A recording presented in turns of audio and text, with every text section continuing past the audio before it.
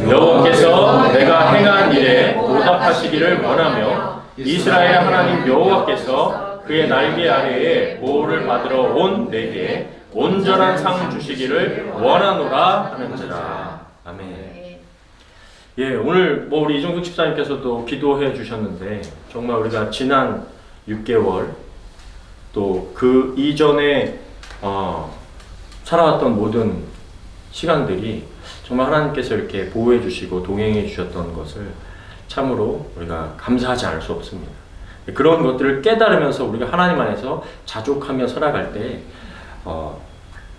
이 땅에서의 삶이 더 풍성해지고 은혜로운 삶으로 살아가게 될 줄 믿습니다.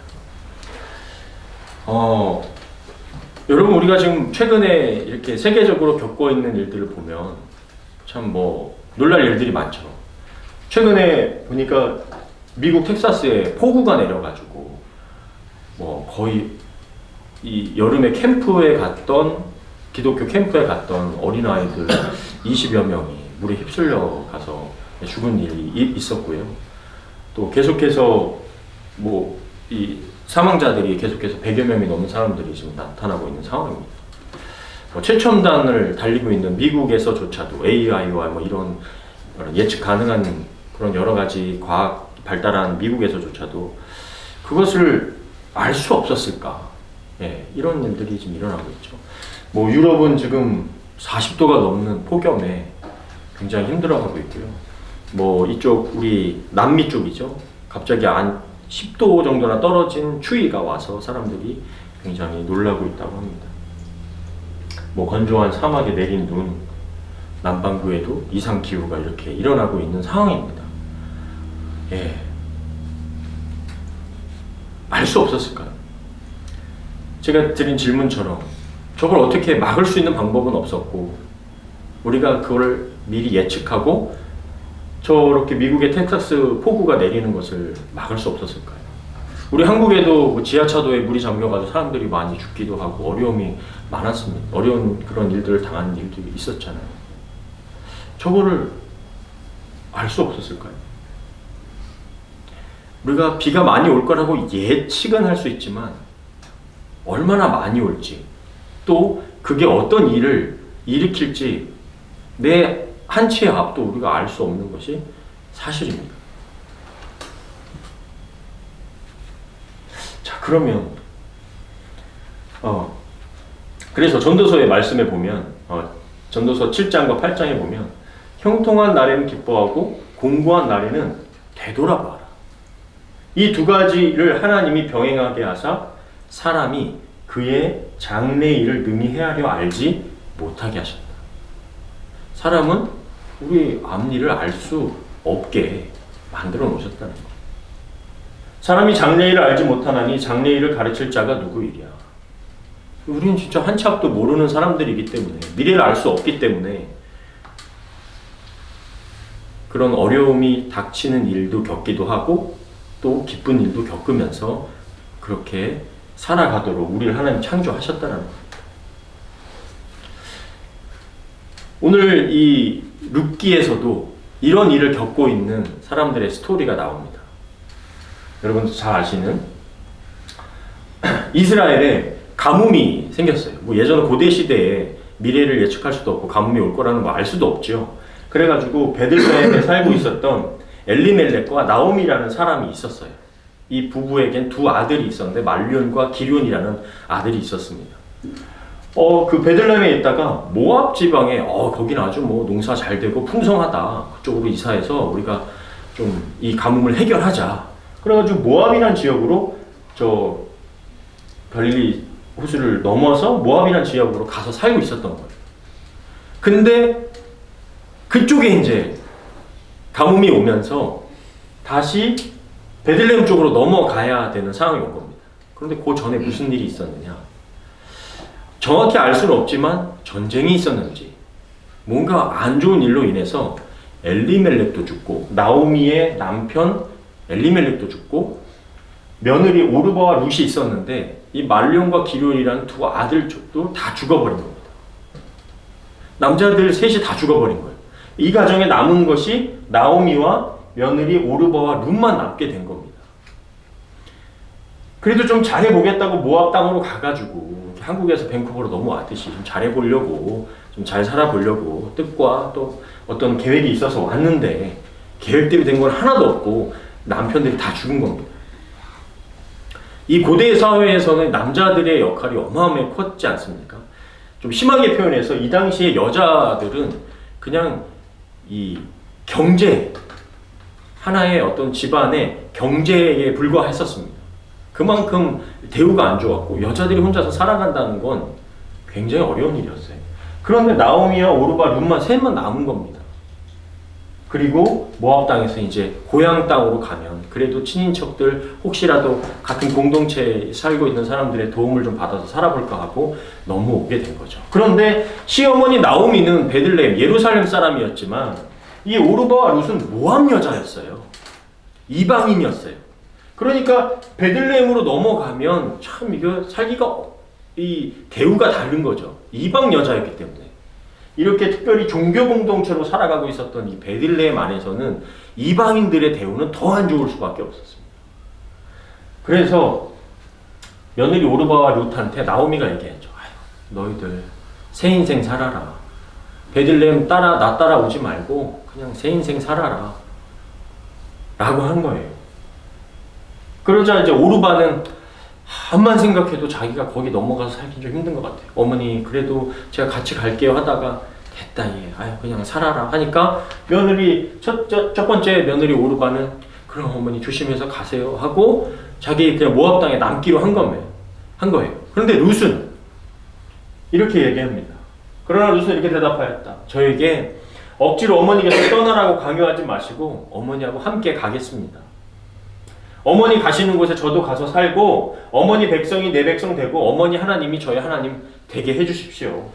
어머니 돌아가시는 곳에서도 저도 죽어 묻힐 거예요. 죽음이 우리를 갈라놓기 전에 만일 제가 어머니 곁을 떠나면 여호와께서 저에게 무서운 벌을 내리시길 원합니다. 어떻게 이 룻에게 여호와 하나님의 신앙이 들어갔는지 알 수는 없지만 모압 여자였던 이 룻이 어머니의 하나님을 믿기로 한 거예요. 그리고 어머니를 따라서 베들레헴, 예루살렘으로 들어가려고 작정을 한 거죠.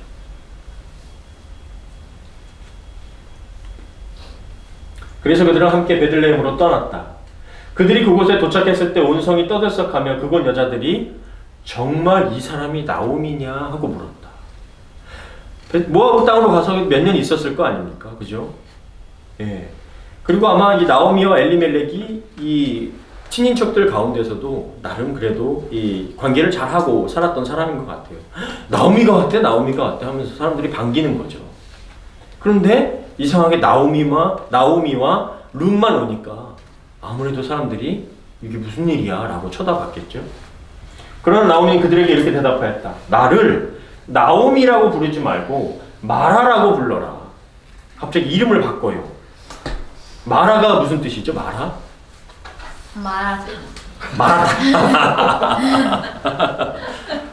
마라탕 먹어봤니? 안 먹어봤지? 나도 안 먹어봤는데 맵다는 것만 알고 있는데 이것은 전능하신 하나님이 나에게 괴로운 시련을 많이 주셨기 때문이다.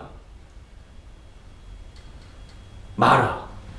어디서 한번 나왔던 것 같은데 마라. 예, 마라의 쓴물. 쓰다, 괴롭다 라는 뜻이에요. 나 나오미라고 부르지 말고 나 참 인생 쓰다, 괴롭다. 나 괴로운 여자다. 지금 쓰다, 괴롭다라고 불러라 나를 라고 얘기한 거예요. 내가 이거 떠날 땐 가진 건 많게 떠났는데 여호와께서 나를 빈손으로 돌아오게 하셨다. 여호와께서 나를 버리시고 나에게 괴로움을 주셨으니 어떻게 당신들이 나를 나오미라고 부를 수 있겠냐. 나를 괴로운 여자, 인생 쓴 사람이라고 불러라 라고 이야기합니다.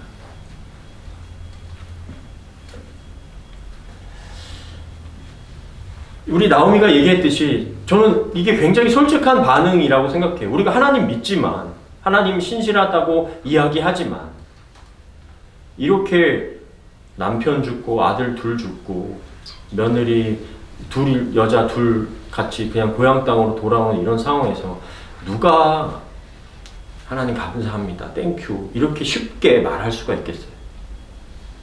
쉽지 않습니다. 어렵습니다. 근데 나오미가 이런 상황을 알고 이렇게 될 줄 알고 모압 땅에 갔었을까요? 몰랐겠죠. 어떻게 알았겠어요?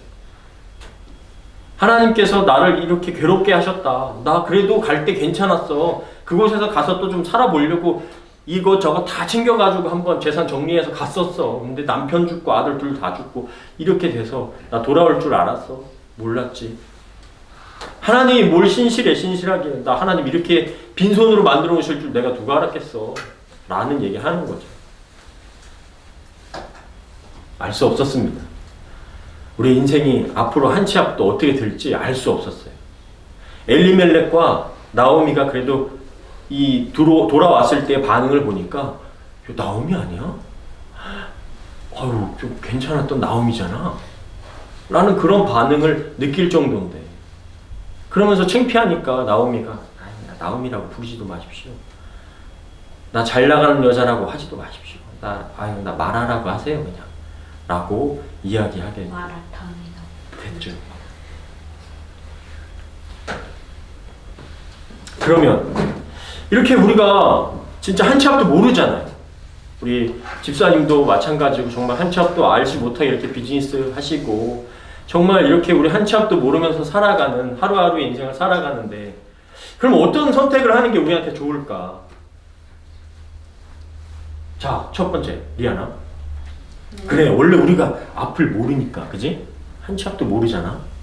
그러면 첫 번째, 그래, 원래 우리의 라이프가 그런 것이니까 그냥 내 생각대로, 내게 주어진 능력과 계획과 그냥 내 생각대로 그냥 내 마음대로 산다. 1번.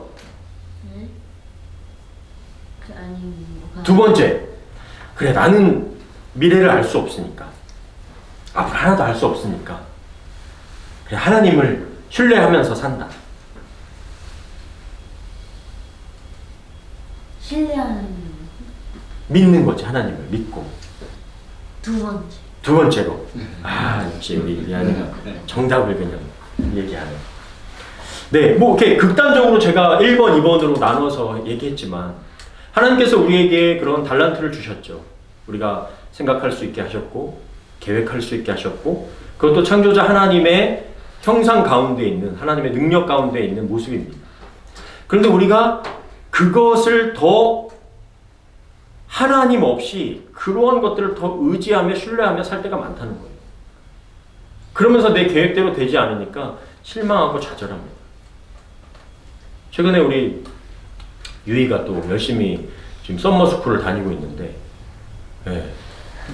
나름 열심히 공부를 해가지고 이번에 수학을 좀 잘 해가지고 이렇게 다음 학년 거를 좀 앞당겨서 공부할 수 있는 그런 계획을 잡은 거예요. 이게 뜻대로 착착 진행이 되면 얼마나 좋겠습니까?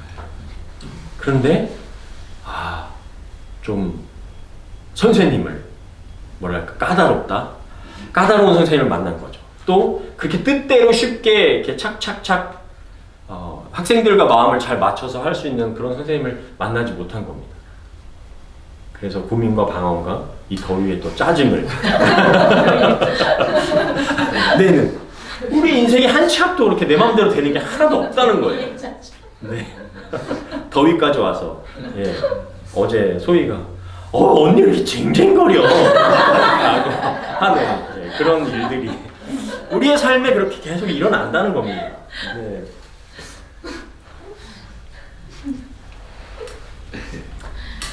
우리가 그런 삶을 살아갈 때 무엇을 신뢰하느냐, 그것을 우리가 좀 어려운 표현으로 불가해성이라고 표현합니다.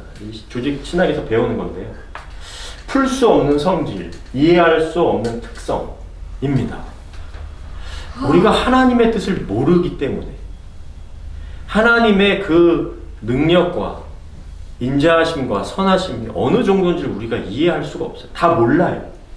완전히 이해하거나 설명할 수 없는 하나님의 성품이나 계획입니다. 그것이. 그런데 하나님은 약속을 주시고 하나님은 신실하시다라는 거예요. 우리가 그것을 신뢰해야 한다는 거예요. 그냥 막연하게 우리 하나님은 창조주십니다. 우리 하나님 다 해결하실 수 있는 분이십니다. 그냥 그 부분만을 막연하게 끌어와서 우리가 그냥 왜 빨리 안 해결해 주시냐? 왜 이런 걸 막을 수 없느냐? 라고 말을 할 수가 없어요.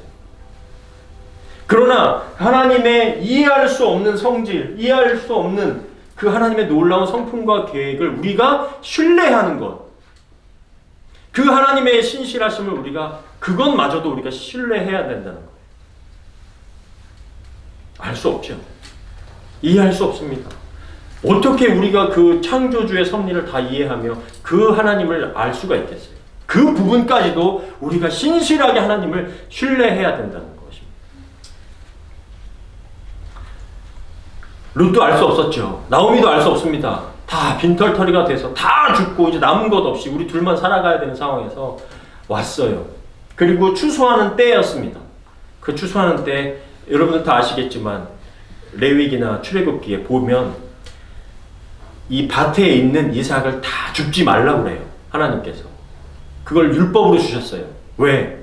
가난하고 어렵고 나그네 된 자들이 가서 그거 떨어진 거 주워서 먹어서 생을 살 수 있게 하라는 거예요. 그게 하나님의 선하심이에요. 밭에 떨어진 이삭 다 줍지 마. 그거 다 주워서 가져가지 마. 왜? 어려운 사람들이 있어.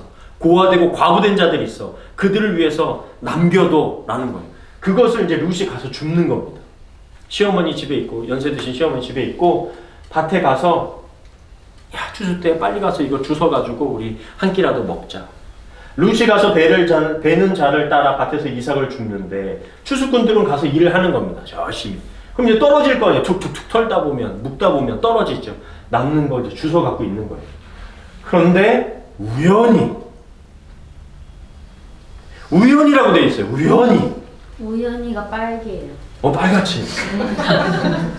이게 정말 중요하기 때문에 그렇지. 이게 진짜 우연일까 아닐까? 그 우연 안에 무언가 있어요.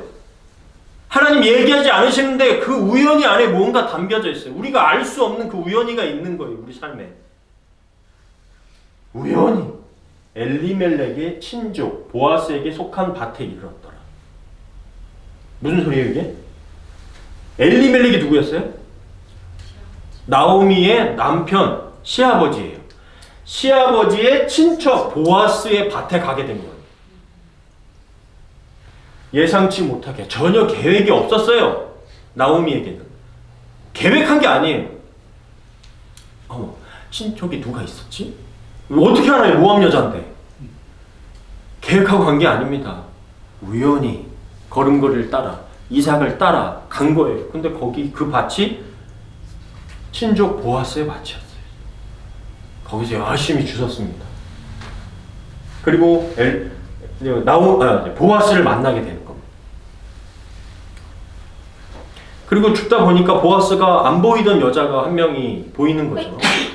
그리고 사람들한테 물어보게 됩니다. 쟤 누구지? 라고 이렇게 저렇게 얘기하다 보니까 모압 땅에서 그렇게 어려움 당하고 돌아왔던 나오미의 며느리라는 것을 듣게 되는 거예요.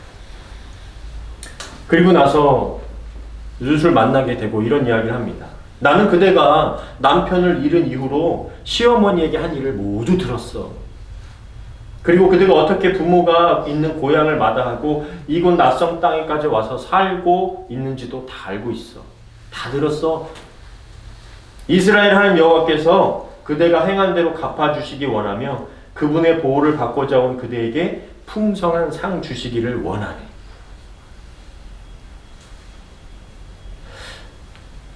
여기까지 보아스도 자기가 앞으로 이 룻이라는 여자를 어떻게 대해야 할지, 어떻게 해줘야 될지 몰랐을 거예요.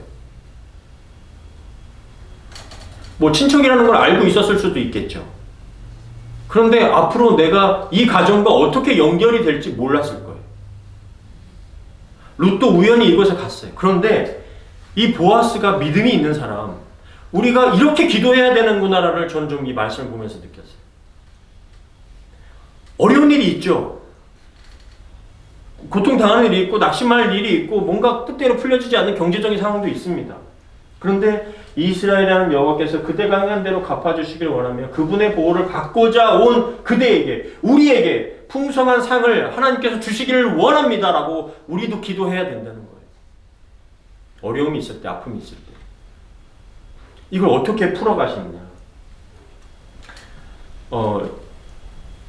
우리 아이들과 같이 있기 때문에 길게 설명은 안 드리겠습니다. 이스라엘의 법이 있는데, 이 남자하고 여자하고, 즉 엘리멜렉과 시어머니 나오미가 결혼을 해서 아들 둘이 있었는데, 이 아들 둘이 다 죽었잖아요. 며느리가 있어요. 그럼 이 며느리를 책임져 줘야 돼요. 만약에 엘리멜렉과 이 나오미가 살아 있었다면, 그들에게 막내 아들이 하나 더 살아 있었다면, 결혼 안 한 막내 아들이, 결혼해야 되는 아들이 살아 있었다면, 이 룻을 책임져 줘야 되는 거예요. 같이 따라왔던. 결혼시켜 줘야 돼요. 왜? 대를 이어야 되기 때문에. 근데 한마디로 우리나라로 표현하면 씨바지가, 이게 정확하진 않지만 그런 뉘앙스죠. 그래서 그 가문의 대를 이어줘야만 됐던 거예요. 근데 아들들이 다 죽어버린 거잖아요. 그리고 엘리멜렉도 죽었잖아요. 아무도 그 가문을 이어줄 사람이 없었던 거예요. 그런데 그거를 친척이 있다면 친척이 해줘야 되는 거예요. 그런데 그 친척이 누구냐? 바로 보아스였던 거예요. 그래서 그게 고엘이라고 하는 겁니다. 고엘, 영어로 redeem이라고 하는 건데, 구속자, 되찾아주는 거예요. 그 가문의 재산을 이렇게 되면은 그 가문이 노예로 전락되어 버릴 수 있잖아요. 근데 친척이 있다면 그 노예가 되지 않게 막아줘야 되는 거예요. 자신의 재산을 이용해서라도. 그게 고엘이라는 제도인데, 되찾아주는 자, 구속자, 가족의 책임을 대신 지어주는 자, 기업을 물을 자. 가족의 누군가가 빚을 지거나 땅을 팔거나 후손 없이 죽게 될 때 가까운 친족이 그 문제를 책임지고 회복시켜주는 역할을 해주는 게 바로 이스라엘의 고엘 제도였던 거예요. 알고 봤더니 보아스가 그런 남자였던 거예요. 몰랐어요. 나오미가 시어머니가 물어봅니다. 아유, 오늘 어디 가서 이삭을 가져왔어? 그랬더니 보아스가 잘 챙겨주죠. 그 이삭 주순 거 그것만 가져가지 말고 저기 하던 거, 얘들아 저기 있는 거 좀 더 챙겨줘. 그렇게 하고 많이 가져온 거예요. 그랬더니 시어머니가 놀란 거죠. 아니, 얘 너 어디 가서 이렇게 많이 주워왔니? 아우, 얘 저기 보니까 그 아주 부유했던 보아스라는 사람의 밭에 갔더니 아우, 거기 이렇게 많이 챙겨주시더라고요. 몰랐죠? 아유, 그러니? 아유, 거기 그래, 딴 데 가지 말고 거기서만 주워라 하고 알아보니, 나중에 보니 친척이었던 거예요. 그러니까 이제 나중에 나오미가 자신을 이제 룻에게 얘기를 한 거죠. 그리고 이제 룻이 자신을 좀 책임져 주시기를 원하는 마음으로 새벽에, 밤에 이제 그 추수할 때 이제 뭐 도둑맞지 않고 할 밭에서 이제 나와서 자고 하는 그런 일이 있는데, 그때 이제 발 밑에 가서 누워 있는 겁니다. 나를 책임져 달라는 그런 의미로. 그랬더니 알고 봤더니 이 보아스보다 더 가까운 친척이 있었던 거예요. 한 명이 더 있어요. 그래서 보아스가 지금 이런 상황이 딴 사람들이 보면 안 좋으니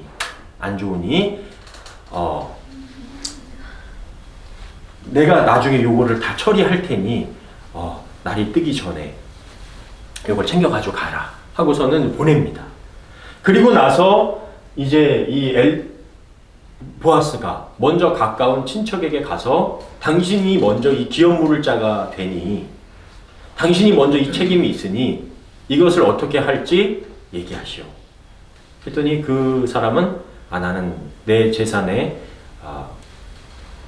무리가 오는 것 같으니 내가 이건 책임지지 않겠습니다. 난 못하겠습니다. 하고 증인들 앞에서 이야기를 한 거예요. 그 장로들이라고 하죠.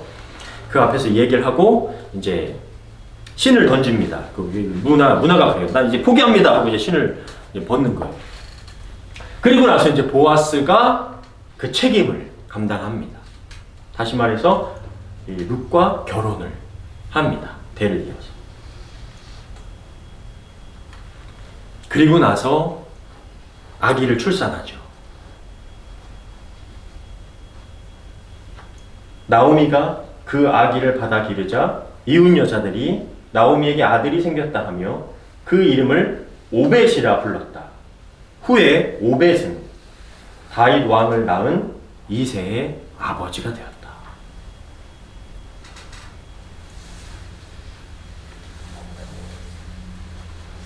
그러니까 다윗 왕의 할아버지죠. 다윗 왕에게서 누가 났어요? 다윗 왕의 후손에서 누가 나셨죠? 예수님이 나오십니다. 참 놀라운 이야기죠. 이런 계획을 계획한다고 될까요, 이게? 일부러 모압에서 살던 여자가 나는 내가 다윗 왕을 낳아야 되니까 모압에서 나오미의 며느리가 되겠다. 그래가지고 모압에서 나오미 했는데 남편이 죽어야 되잖아요, 또. 가능할까요, 이게? 그리고 보아스의 밭으로 찾아서 가야 되고, 이게 사람의 머리와 능력과 계획으로 되는 일일까요? 우리가 아까 보았던 그 우연히가 정말 하나님의 섭리와 계획이 아니시라면 이방 여자 모압 여자가 이런 다윗 왕의 그 선조가 될 수 있는 그런 은혜가 있냔 말이죠. 이런 비슷한 이야기가 또 있죠. 요셉 이야기 다 아실 겁니다. 애국으로 팔려가서 정말 그 모진 고난 속에 감옥에 있다가 그 바로 왕의 꿈을 해석해 준 뒤에 음식을 구하러 온 형님들을 만나는 그런 일들이 있습니다. 형님들이 이 요셉을 땅구덩이에다가 던져서 미디안 상인들에게 팔아버렸기 때문에 형님들이 나중에 얼마나 무서웠겠어요, 요셉이. 아버지 야곱이 죽은 뒤에 형님들이 무서워서 막 덜덜 떱니다. 그때 얘기해요. 형님들은 나를 해치려고 하였으나 하나님은 그것을 선으로 바꾸셔서 오늘날 내가 많은 사람의 생명을 구할 수 있게 하셨습니다. 형들은 나를 해치려고 할지 몰랐으나 하나님은 그것을 선으로 바꾸셔서 내가 생명을 구할 수 있는 사람이 되었다. 형님들의 생명뿐만이 아니었어요. 하나님께서는 애굽의 수많은 사람들의 생명을 살리신 것입니다.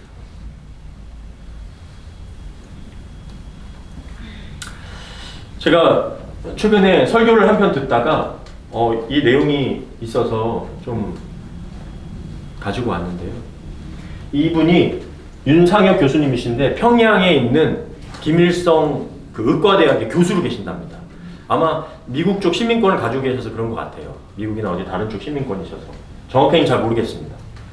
우리가 생각할 때 지금 북한은 완전히 지금 닫혀 있거든요. 제가 일하는 그 카페에 북한의 선교사님이 한 분 계시거든요.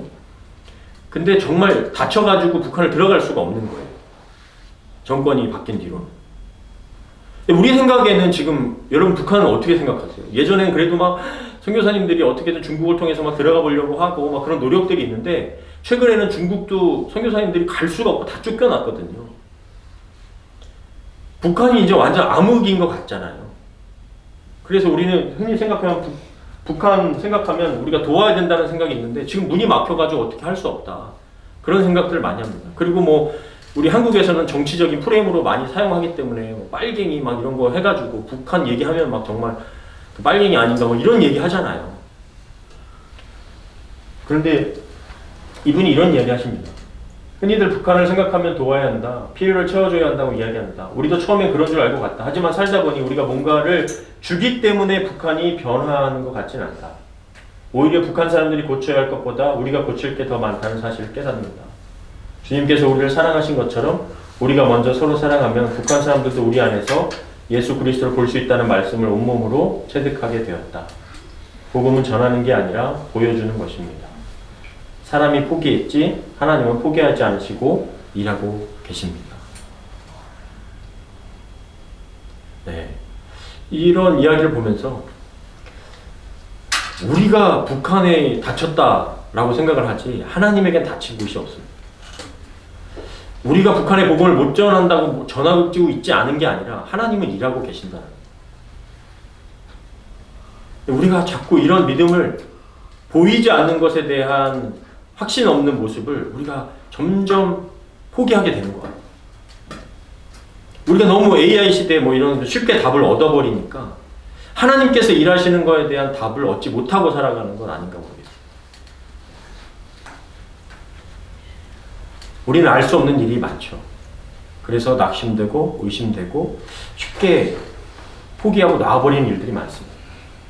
나의 감정이나 능력을 믿는 것이 아니라 일하시는 하나님, 오늘도 우리가 알 수 없게 역사하시는 그 하나님의 신실하심을 신뢰하시는 저와 여러분 다 되시기를 주님의 이름으로 간절히 축원합니다. 아멘.